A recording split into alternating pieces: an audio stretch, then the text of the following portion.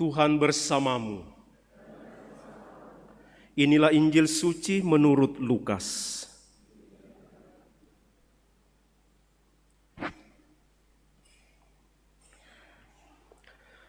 Sekali peristiwa datanglah beberapa orang Saduki yang tidak mengakui adanya kebangkitan.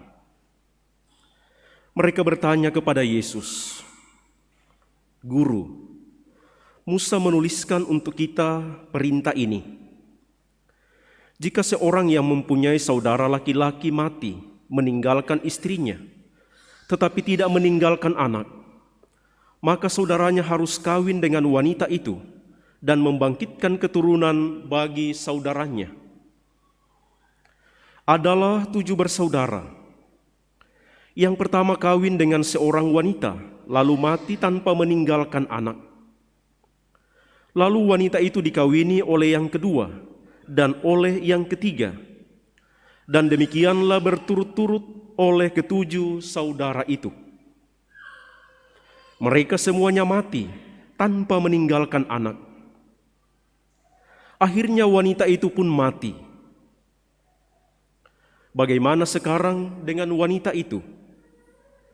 Siapakah di antara orang-orang itu yang menjadi suami wanita itu pada hari kebangkitan? Sebab ketujuhnya telah beristrikan dia." Jawab Yesus kepada mereka, "Orang-orang dunia ini kawin dan dikawinkan, tetapi orang yang dianggap layak mendapat bagian dalam dunia yang lain itu dan dalam kebangkitan dari antara orang mati, tidak kawin dan tidak dikawinkan. Sebab mereka tidak dapat mati lagi. Mereka sama seperti malaikat-malaikat dan menjadi anak-anak Allah karena mereka telah dibangkitkan. Tentang bangkitnya orang-orang mati, Musa telah memberitahukannya dalam nas tentang Semak Duri, di mana Tuhan disebut Allah Abraham, Allah Ishak, dan Allah Yakub. Ia bukanlah Allah orang mati, melainkan Allah orang hidup, sebab di hadapan Dia semua orang hidup." Demikianlah sabda Tuhan. Terpujilah Kristus.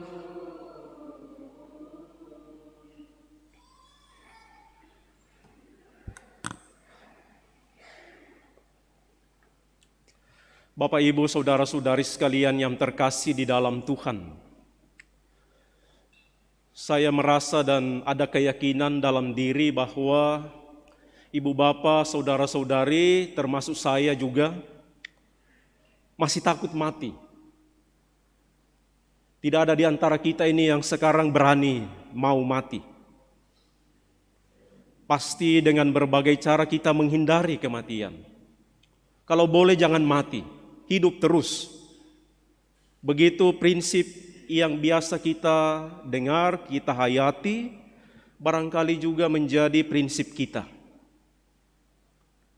Tetapi kalau ada cerita, ada berita apa yang terjadi setelah kematian, pasti kita ingin tahu. Kalau ada dibuat seminar hidup sesudah mati, mungkin banyak yang akan datang mendengar. Atau banyak orang yang ingin tahu orang-orang yang sudah mati itu buat apa di sana. Hari ini saudara-saudari, Yesus memberikan jawaban kepada orang Saduki, salah satu kelompok dari agama Yahudi yang tidak mempercayai mengenai kebangkitan.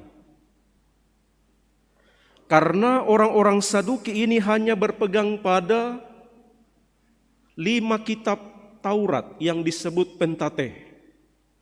Dan dalam kitab-kitab itu tidak pernah ditulis mengenai kebangkitan.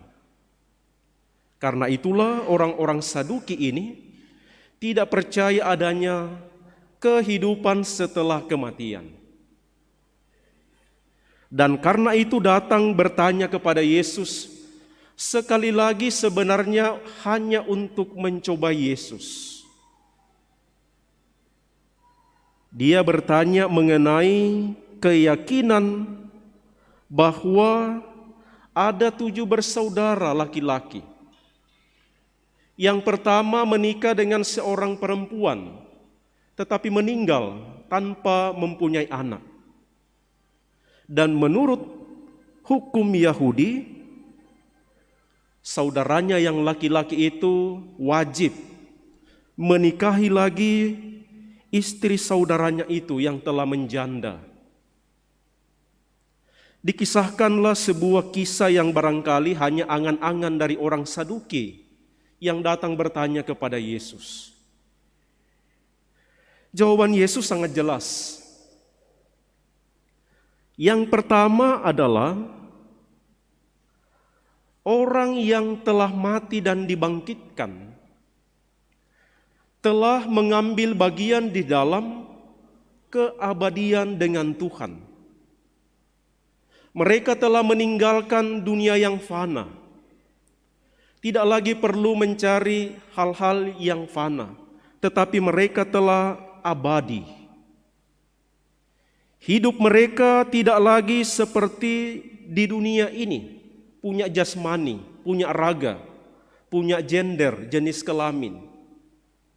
Yesus mengatakan tidak lagi kawin dan dikawinkan, karena mereka telah hidup di dalam keabadian, mengambil bagian di dalam kehidupan Allah sendiri. Sementara di dunia ini, kita manusia mengejar keabadian.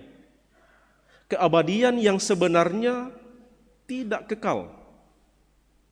Maka kita menyebutkan nama kita supaya diingat terus. Kalau boleh nama kita ada terus di dunia ini. Juga kita membuat anak-anak kita tetap membawa nama kita. Seperti ayah saya Palino disebutlah Alexander Palino. Jadi nama itu tetap ada di dunia, tetapi sebenarnya tidak kekal.